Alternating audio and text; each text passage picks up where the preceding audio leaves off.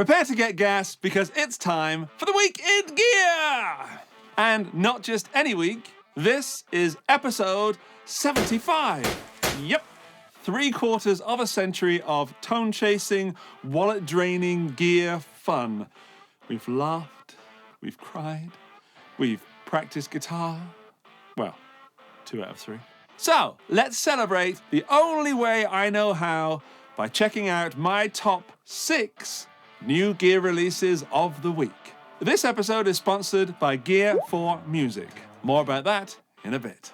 Gas masks on, let's do this. Hold on to your socks because ENGL has just miniaturized their beastly Fireball into something that will fit in the palm of your hand and straight onto your pedal board.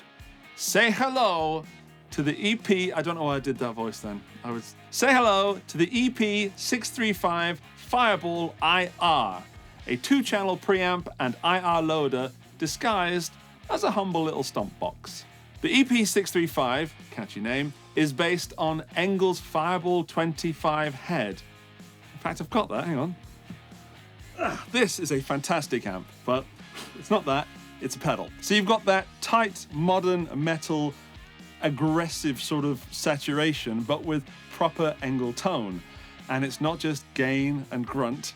There's a 3-band EQ, a presence control, a noise gate, a foot switchable mid boost, and if you switch from one channel to the other, it saves the positions of your knob settings.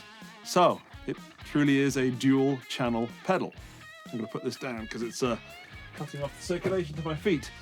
The pedal ships with factory installed IRs, but if you're the kind of player who has to absolutely have their 4x12 IR because it's got some special vintage 30s in it that some YouTuber told them were far better than others, mic'd with a ribbon 17 onto a Sneeve preamp, well, you can totally do that.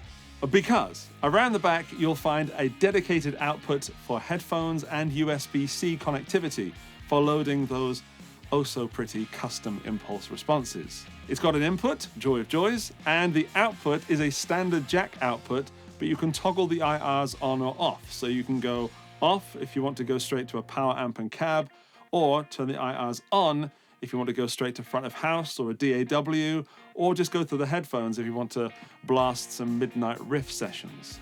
Oh, come on back. It's kind of like the Fireball 25 had a very clever, well-behaved child who still somehow inherited its dad's appetite for sonic destruction. If you're a high-gain head or a compact rig enthusiast or just someone who wants to have that ENGL flavor without hauling a head and a cab to every jam, this could be the answer. It's out now, and regarding the price, I don't know because I shot this before it was officially released and I tried calling ENGL, but they must have had caller ID on because they didn't answer the phone. Yeah. Check the links in the description and let me know what the price is where you live by leaving a comment down below. I don't understand why I should be doing all the work in this relationship anyway. Seems like you don't do anything and you never buy me flowers. Brace yourselves because Gretsch have only gone and Paisley'd up a penguin. This is the G6 134 TG limited edition Paisley penguin in gold Paisley, and it is utterly ridiculous in the most beautiful way. It's not subtle, it doesn't want to be. This guitar waddles into the room and makes the rest of your collection seem like they're wearing beige socks and cargo shorts. This is one of those guitars that deserves a full screen 5 seconds. Here we go. It's so beautiful, it deserves a full screen 5 seconds. Whew. Underneath that glittering gold, you've got classic Gretsch, a chambered mahogany body topped off with a carved maple cap, a TV Jones TV Classic in the neck, and a TV Classic Plus with a bit more oomph in the bridge. All right, now let's zoom in on the hardware and playability. The ebony fretboard has a 12-inch radius, which is a little flatter than your vintage Gretsch, so chords should be comfy and lead lines, if you can play them, should glide. That's a mahogany neck with a U-shaped profile, which is not too chunky for most, not too skinny for me, and just right. It is a penguin Goldilocks. I'd really like to see Danny DeVito with blonde hair in that, please, Victor. There's Luminlay side dots for the glow-in-the-dark fretboard navigation, and of course, the crown jewels, a gold armrest and a Bigsby B3 GP vibrato system. Try saying that 10 times, but with a string-through loading system. So, if you have never tried to string up a non-string-through Bigsby bridge, you'll know how welcome string-through is. And if you're going to be functional, you might as well be pretty whilst doing it. Finish it off with gold hardware, G-Arrow knobs, an Adjustomatic bridge, and a gold plexi pickguard featuring the classic Penguin logo. And yep, you've got a guitar that is so over the top, but in every way that it just balances itself. And if you take away one of those components, like the armrest or the Bigsby, and you've got a guitar that is trying so hard, but not quite making it. As it is, this is close to visual perfection. This comes with a hard case and enough sparkle to blind the first 3 rows of your audience. Let's talk pricing, because I do know the price of this, and it's about 3,500 notes. It is not a cheap guitar, but it is not pretending to be. This is limited edition Gretsch Opulence. And if you want a stage guitar that'll steal the show before you've played a note, or want a collectible guitar that actually wants to be played, or you have a YouTube channel and you want people to say, oh, I love that Gretsch you play in that video, then this is it. Hit the links in the video description and let me know, is this, I know it's expensive, but is it a dream guitar for anybody? If it is for you, let me know, because we could be friends. On the other side, is this the most disgusting monstrosity ever built? We could probably also be friends. I'm quite amicable, really. Either way, Gretsch have gone full glam, and I am there for it. If it's so good, Andy, why isn't it your pick of the week? I hear you cry. Well, there's reasons for that. The rest of the stuff this week is even better, and we will get to it after a word from this week's sponsor. If you're looking to stretch your budget a little bit further, and let's be honest, who isn't, then I might have found something that's just for you. This week's episode is brought to you by Gear4Music, and specifically their second-hand section. Here you can snag guitars, pedals, amps, and saxophones that are pre-loved but have been fully tested, such as this orange Terra Stamp 20-watt pedal board amp. I've got one of these, they're fantastic. Or this Jet Guitars JS450, which is normally pretty affordable, but right here it's £229. If you go into guitars, you can shop by category, or you can sort by price high to low, which gives you the stuff that could be the best value, such as top of the list, that Gretsch Malcolm Young, which is considerably cheaper than if it were new. Let's see what they've got in amps. There's a Super Bassman there for £1,899, or an actual 2203 JCM 800 there. There's a Boss GT 1000 Core, that's cheaper than new. Every item on here has been inspected, graded, and comes with a money-back guarantee, so you're not rummaging through mystery boxes. And it's not just about buying, you can also trade in stuff that you don't want anymore for something you do want. And you can get a quote instantly online. They update the stock regularly, so it's worth checking back every 30 minutes. Link is in the video description, gear4music.com, and find something that you may not need, but you definitely deserve. All right, story time. A few months ago, an old Gordon Smith GS160 rolled into the Gordon Smith workshop, beat up, bare bones, and absolutely brilliant. And it immediately sparked the question, could we bring this vibe back? Well, Gordon Smith didn't just say yes, they made 6 of them. This is the GS1 Legacy Special Edition, a British-built blast from the past. Now, this guitar doesn't just look vintage, it looks like it's time-traveled from a rehearsal room above a chip shop. At first glance, it does look a lot like a Gibson Les Paul Jr. copy. But it is so much more than that. It's inspired by the classic GS models gigged in Britain relentlessly through the late 70s and 80s, and it wears that heritage proudly. You're getting a 2-piece mahogany body, a mahogany neck, and it truly gave me brain tingles when I checked, it's giving me now, when I checked the specs on the website, and it says, neck profile, thick. The hardware is Goto, fully relic'd, and the finish is aged nitro cellulose. Now, if you're into simple done right, this could be your kind of machine. There's just one hand-wound P90, a wraparound bridge, master volume, master tone, and that's the lot. No frills, no switching, just a direct line from your fingers to your amp. Oh, and the fingerboard is rosewood, and that's got 22 medium frets and dots. And I'm guessing that this guitar weighs next to nothing. It comes in 3 finishes: aged TV yellow, which is the punk's choice, aged trans cherry, the classic rocker, and aged jet black, for those of us who believe that guitars should look like leather jackets. Here's the catch. Only 6 of these exist, yes. 2 of each finish. And when I recorded this, one of them had gone. That's it. Hopefully, they will do a second run and more, because these really give me gas. They are £1,499 and available right now. And in fact, you're getting early access before the rest of the internet catches on. So hit the link in the description and buy them and save me from myself. If you've ever stood at the crossroads of vintage fuzz filth and octave up clarity, wondering, why not both? Jam Pedals has summoned the Octaurus, available in 2 distinct flavors, the standard and the limited run NOS edition. Oh, those sneaky people at Jam Pedals pushing our FOMO buttons. The Octaurus is designed to deliver a clear, pronounced octave up effect across all pickup positions, not just the neck, making sure that your notes retain their body and definition across the fretboard. It's got controls for level, tone, and gain, plus toggles for full range or mid-scooped voicing and symmetrical or asymmetrical clipping. So it's simple, but feature-filled. The standard edition, for us normies, housed in an army green enclosure, offers the core features at a more accessible price point, but wait for it. For the tone purists, you know who you are, get ready, tighten up your turtleneck and your pipe.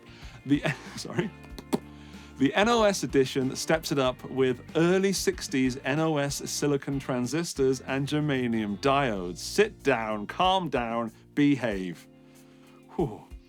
There's more. This version is handcrafted with turret point-to-point construction, tropical fish capacitors, which I did not know existed until just now. Yes, they are a thing.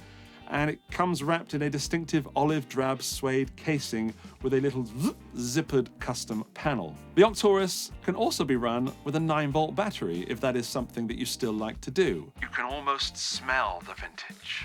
The standard clocks in at around 250 notes, while the NOS is a bit pricier at 330. But remember, the NOS is a limited run, hand-wired with rare components edition. And when they're gone, they're gone. And I'm doing my best not to join in and increase the FOMO, but it's just a fact. Sorry. I'm not sorry. Those fools spending their hard-earned cash on things they don't need. Affiliate links. Oh, next year, the moon. Oh, is the mic still on? Victor, can you cut that out, please? Thanks. The Danish boutique crew, who have been quietly making some of the best looking guitars on earth, have just stepped back into the acoustic realm with their new Leaper Melody series. And not content with just one model, they've split it into 2 distinct tiers: the original Leaper Melody and the Leaper Melody Vega. Here is the key difference. The Leaper Melody Original is a full solid wood construction, solid Sitka spruce top, solid mahogany back and sides. It's your full fat tone wood build, top to bottom, with a few more Danish adornments. And this is available in deep honeyburst, pure black, and deep burgundy red. The Leaper Melody Vega also features a solid Sitka spruce top, but it pairs it with mahogany veneer back and sides, which brings the cost down. And let's be honest, veneer mahogany done properly can sound pretty glorious. These come in, wait for it, Nordic green, Inca gold, and pearl black. Both of the models come with a mahogany neck, rosewood fretboard, and a scalloped X bracing system. Let's talk body. because the body shape across the line is a modern O style. So think smaller than a Dreadnought, but with better balance and a more immediate forward-focused sound. Let's zoom in on the Vega Inca Gold because frankly, I've fallen for it. It is dripping in class. The finish is a rich satin Inca Gold, which Baum somehow make look luxurious instead of gaudy. And then pair that with the understated white, or is it cream, pickguard and some body binding, and it would not look out of place next to that gold Gretsch Paisley penguin. Now there is an expensive idea. Just think about that for a moment, actually. Yeah. I'll try to talk more about the sounds and specs, but the way these guitars look, as all Baum guitars do, have a lot to say in the aesthetic department. The neck joins at the 14th fret, which gives you plenty of access. Up there. It's got 20 frets total on that 12-inch rosewood fretboard. The nut width is a comfortable 43 millimeters, but the neck, a Baum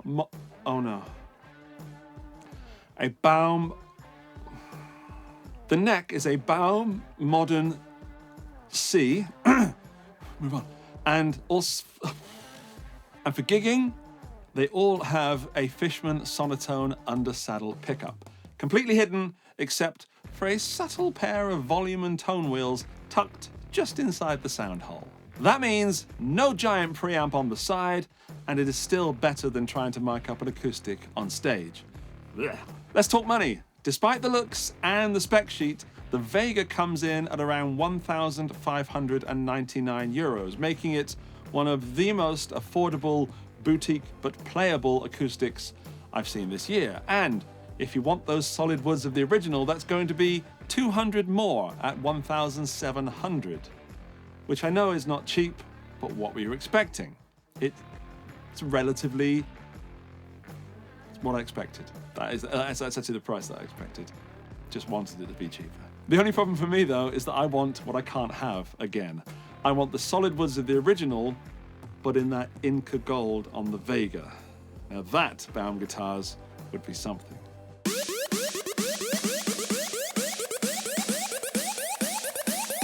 Andy's Pick of the Week.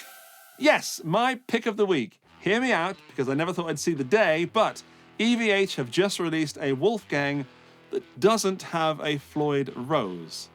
Yeah, no locking trem, no Allen key, no how do I restring this mid-gig? This is the new EVH Wolfgang WG Standard TOM, and I absolutely dig it. It's still got the same body shape, it's still got the same fast neck and the same attitude, but now it has this Tune-o-matic style bridge and a stop tail bar, which means easier palm muting and tuning stability that you don't have to babysit. Construction-wise, you've got a basswood, you've got a basswood, you've got a body made of wood, bolt-on, baked maple neck, 12 to 16-inch compound radius fretboard, and 22 jumbo frets. The fretboard itself is also baked maple, which is creeping into lower-priced guitars more and more, and I, for one, welcome it. I was in London recently, and I played the Wolfgang WG Standard in matte army drab, and it was such a great guitar. From the looks to the feel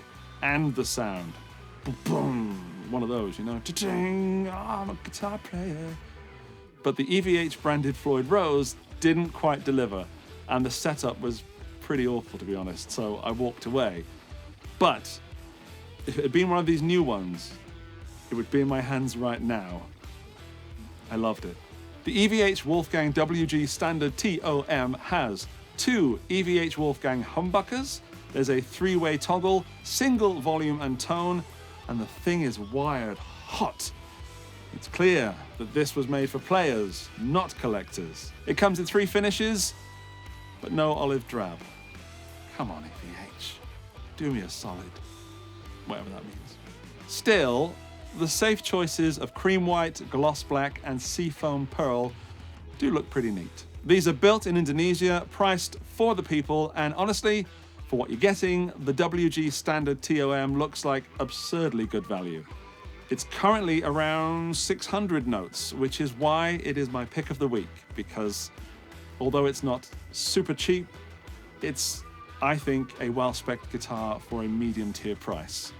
And combine that with the thoughts I had whilst I was in London, and EVH have seemed to made a guitar that, well, the body, it feels like someone's taken a 335 and made it offset slightly and made it thinner. So it's a good feeling body that you can shred on if you shred, but not look like a pointy freak. I think you might know what I mean. Do you know what I mean? Maybe you don't. Anyway, it's a good body, quality parts by the seam of it, and without the scary locking trem. If you've always wanted a Wolfgang, but without the trem faffing about, or if you just want a proper hardtail rocker that won't fully empty your wallet, this might be your moment. Link is in the video description. And let me know, did EVH nail it? Or do you miss that whammy? Thank you to the wonderful people that support the show on Patreon. Their names are on screen now. Hello, everybody. Thank you so much. I'm glad you are here. And these people support the show right here on YouTube. Hello to you as well. Thank you so much. I appreciate you being here. It does wonders. I had a complaint recently. Someone commented, "Can you stop reading out the names at the end of the week in gear? It's really boring." No. If you have your name on screen, or if I read it out, it's because you are making this show possible. And if you don't, that's fine, but don't complain that other people are, and that we have a little bit of fun with it. Ooh, just gonna get off this soapbox. There we go. Yeah, it means a lot to me that you respect the people that support the show. Respect them. Or else I'll come and play pentatonic notes at your house. So, if you'd like to support the show and get your name up in lights or read out, then click the join button right here on YouTube, or visit the Patreon link in the video description. And here is that special thanks to the top tier members. I hope it's not too boring. Alinta, Buddha Blue, Boom Shakalaka, Buzzle, Dirk, Doug Paget, Hugh G. Rection, Yindrik Strelka, Johnny McBadminton, Mike Lute. This prank is officially sponsored by Jason Welch, Andrew Morgan, Gary O'Neill, Josh Tamberg, Man Dude Bro, PQ Deads, Robin Kelly, Sarang Narayan, and Southern Panda 33. Yes. Thank you, top tier members, and I have an apology to make. Last week, I forgot to read out Gary O'Neill's name. So here, in the biggest, reverbiest breath I can, is the one I missed last week.